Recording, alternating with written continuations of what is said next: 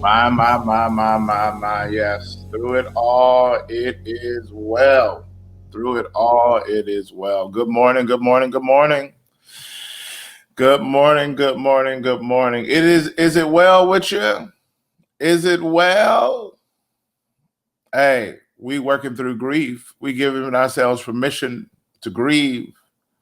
And I can't think of a better theme to walk through grief is knowing that it is well. Yo, not only it is well, we're going to get back into this grief thing. But before we start today, Randa, our consummate note taker, uh, behind the scenes producer, coordinator, director, tell everybody what to do. It is her birthday. So everybody give love to Randa Hinton. It is her birthday today. She is 30. She's left the 20s and she's into the beautiful season of 30s. Yo, 30s is a good time. 30s is a good time. It's you really discover yourself in your 30s. It's when the confidence and the independence really kicks in. And for Randa, that's a whole lot, because if her confidence is just now kicking in, oh my God, what is it going to look like on the other side, right? But 30 is a good decade, yo. So welcome to the 30s. Randa, you're catching up with us. Yo, welcome to Good News Today. Got the theme song? Like to hear it? Here it go. Let's go! Hey! Everything's gonna be okay. Gonna hear some good news today. Come on. Oh, joys, pains, ups, downs on working all day. Everything's gonna be okay. For God so loved the world that he gave his only begotten Son. Everything's gonna be okay. That whosoever will believe in him shall not perish but have Everything's gonna be okay. everlasting life. Gonna hear some good news today. Yo, turn my mic up. Y'all ain't see this coming. Get ready to catch this. Come to snatch your righteous mind, not your edges. God is the goal, and then there's the period. This thing is real. Woo, child, we serious. Intentional, original. God is in control. Do it for your soul. Gotta let the whole world know. Bars. He's got bars. Everything's gonna be okay. Everything's gonna be okay. Gonna hear some good news today.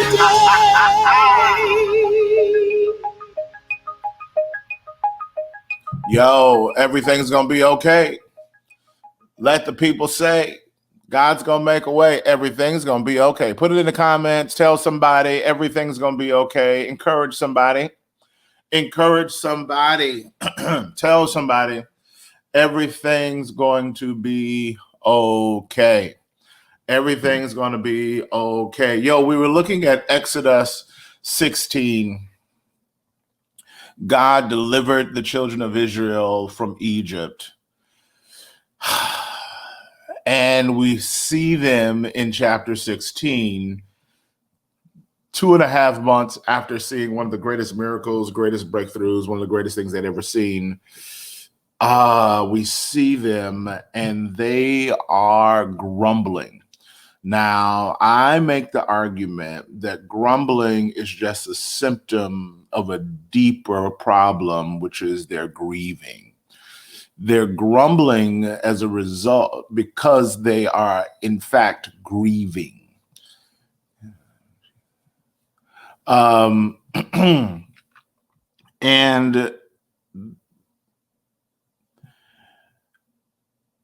grieving is something that, honestly, yesterday we said we got to give each other permission to do, permission to grieve. I got several notes from several of you yesterday that just said you took time and grieved some things that you just hadn't stopped to grieve in a long time. And to be honest, we should do this probably on a regular basis. We experience things that are worthy of grieving probably more often than we like to think, more often than we acknowledge or recognize.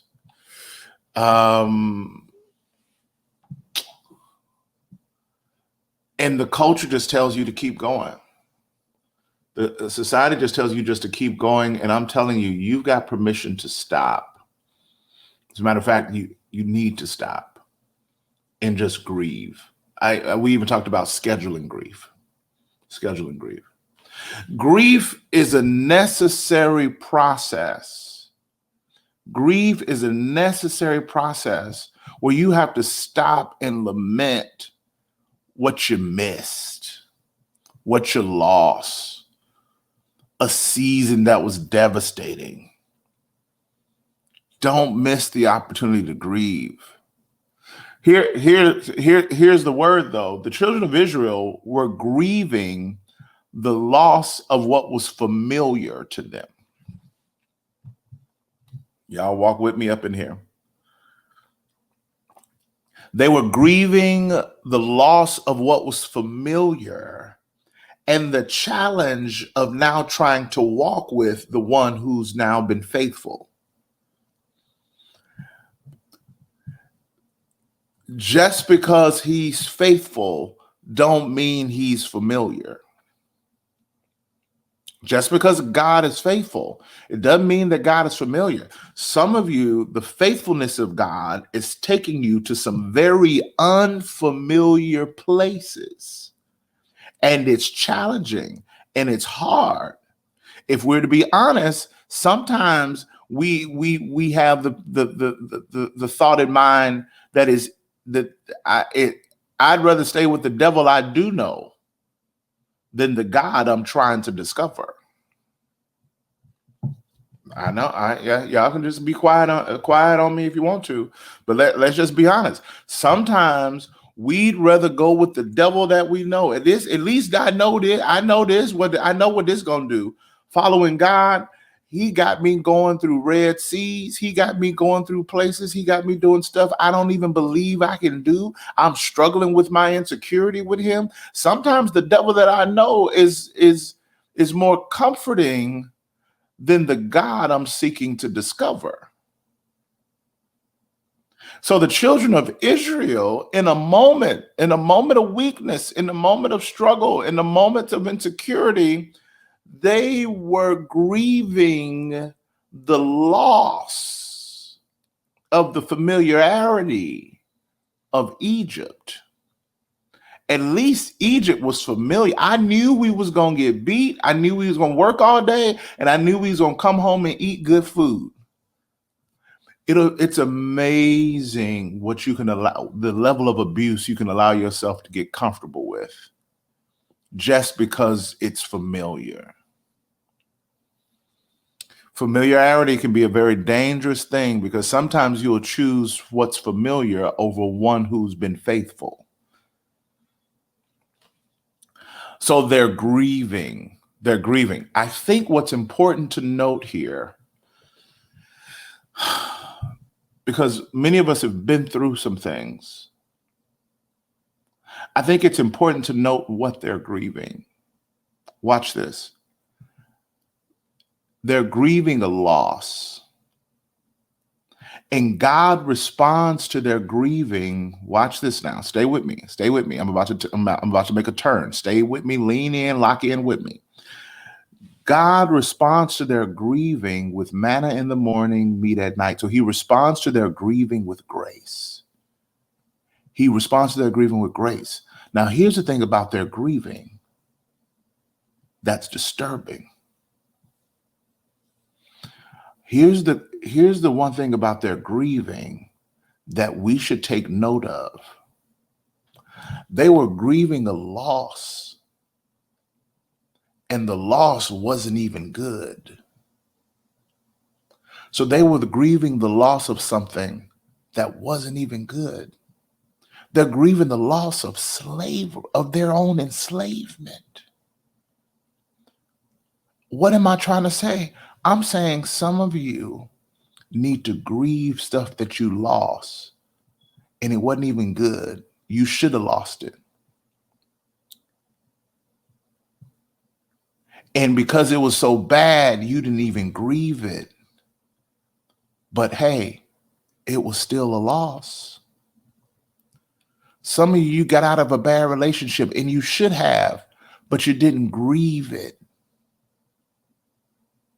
Well, why would I be grieving that? Hey, sometimes you got to grieve things that you lost, even if they wasn't good. It was still familiar. It was still you. You still had memories, and you got to grieve. You got to process that thing. You got to process the ending. Endings are necessary. And the grieving puts a salah, a period. It puts an ending to that season.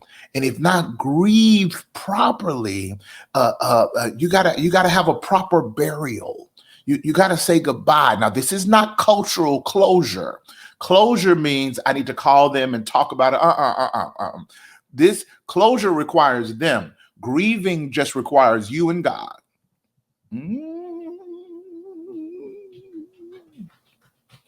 So this ain't an excuse for you to call them back. This is an excuse for you to call God in. Did you get what I just said? I said, this ain't an excuse for you to call them back. This is an invitation for you to call God in. Let me call God into this thing and let me grieve that season of hell. Some of you went through a hellish season. It was drugs. It was sex. It was relationship. It was foolishness. It was marked with all kinds of stuff. And you just said, I'm just moving on. The problem is if you don't pronounce a benediction over that thing, if you don't pronounce an ending over that thing, and if you don't grieve the loss, it needs a necessary ending. It needs a culmination. Here's why. If you don't grieve the loss properly and end it in your spirit, I said end it in your spirit, in your soul. You need to end that season in your soul. Grieving, you need to end it lest instead of grieving a loss, your loss becomes a longing.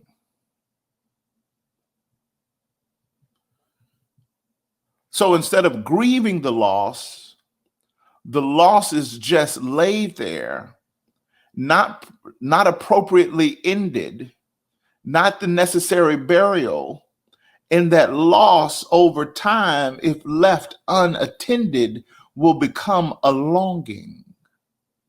And you'll find yourself like the children of Israel, watch this, longing for what you lost. And you're sitting in freedom, but the enemy has so perverted your mind, and you have not properly grieved the season of sin and slavery properly, so that now you're sitting in freedom, but it feels like bondage because you didn't grieve what you lost. And now your loss has become a longing, and your freedom feels like bondage. Are y'all in here with me? Are y'all in here with me? You gave it up, sacrificed it, came out of that slavery, got freedom, but now you're fiending. Can I get a Jodeci witness in here? Got me fiending. I know that was in two different keys, as just diversity. Two of them, I just couldn't hit that. I just couldn't hit it. So now you're fiending. Now you're fiending. And when you're fiending, what does it feel like? It feels like I'm sitting over here free, but it feels like I'm locked up. It feels like I'm in bondage. I feel like I'm in bondage. And now you're starting to long for what you lost when you should have did a proper burial of that season that you was in, a proper ending. See, grieving helps you walk through a place of maturity and understanding. So when the temptation of longing comes, you're like, nah, I've grieved that thoroughly. I know what that was, and I pronounced an ending on that thing. But if you mess around and just go from one crisis to another and jump from season to season, and you just running and you don't stop and take time to grieve, Slow down. Move too fast. Slow down. You're moving too fast. Y'all remember Lot's wife? Remember how Lot's wife, they was leaving?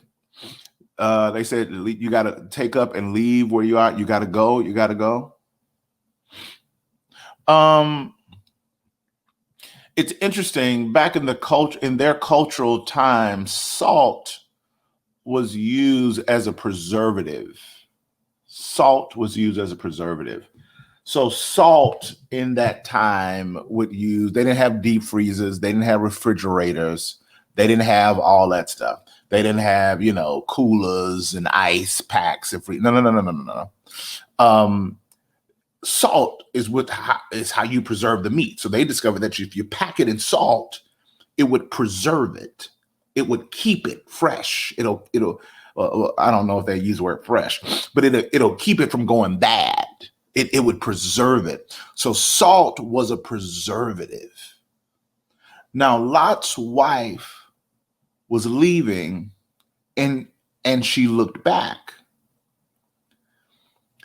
And her looking back was an outward expression of her inward posture and reality. And when she looked back, what did God turn her into? A pillar of salt. Why? Because she was longing and trying to preserve something that she should have been grieving in loss. She was longing and preserving when she should have been losing and grieving.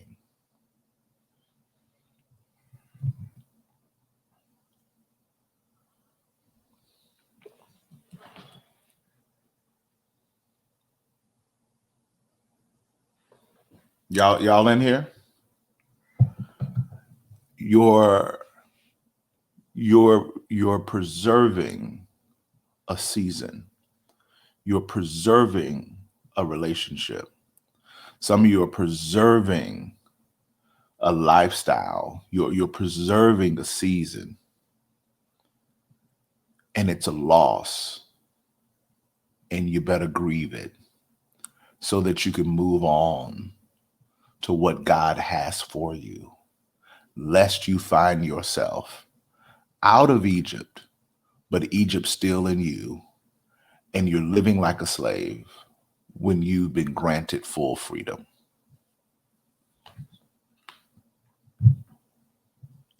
Some of you need to grieve what you lost, even if what you lost wasn't good. Still grieve it, move through it, lest you be tempted to go back to it. Did y'all hear what I said? Grieve it, move through it, lest you be tempted to go back to it.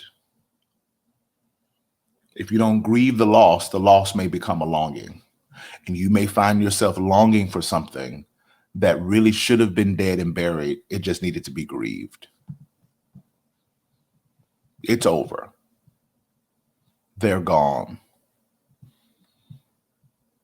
Even an abuse that happened to you, grieving the loss of a level of innocence and safety, grieving that and moving on, lest you be held hostage to the abuse that has happened to you, lest you be held hostage to what somebody else did to you. No, grieve through it, lest you have to go back to it.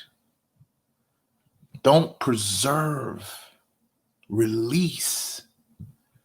God's got something so much better on the other side. God's got the healing. Because here's the thing. Here's a word. Here's a word. Go through the process, because you can mess around and heal, but watch this. You can heal wrong. You can heal wrong.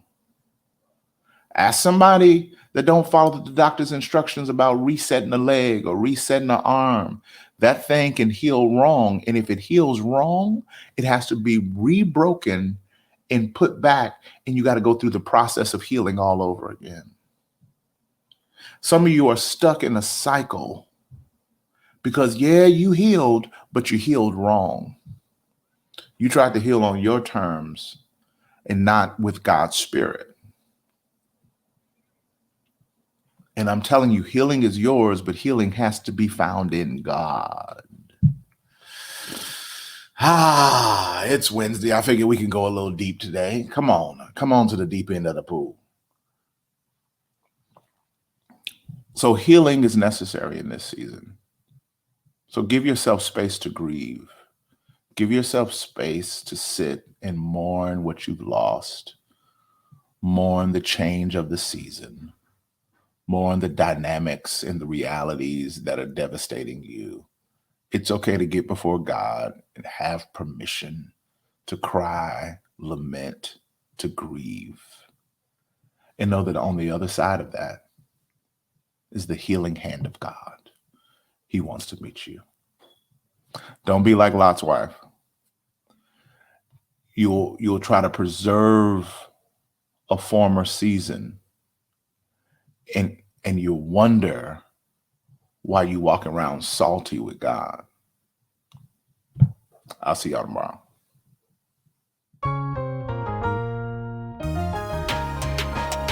Let's go. Joy, pain, ups, downs are working all day. Everything